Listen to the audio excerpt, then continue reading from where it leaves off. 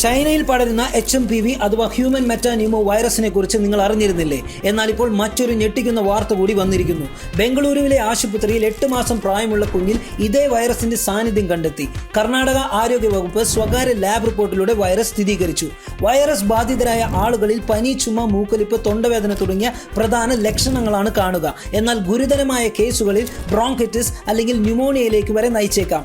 5 വയസ്സിൽ താഴെയുള്ള കുട്ടികൾ, പ്രായമായവർ, പ്രതിരോധശേഷി കുറഞ്ഞവർ, ആസ്മ പോലുള്ള ശ്വാസകോശ സംബന്ധമായ രോഗങ്ങളുള്ളവരെയാണ് HMPV വൈറസ് പ്രധാനമായും ബാധിക്കുന്നത്. അതുകൊണ്ട് ഈ വൈറസിനെ പ്രതിരോധിക്കാൻ തയ്യാറെടുപ്പുകൾ ആരംഭിക്കാം.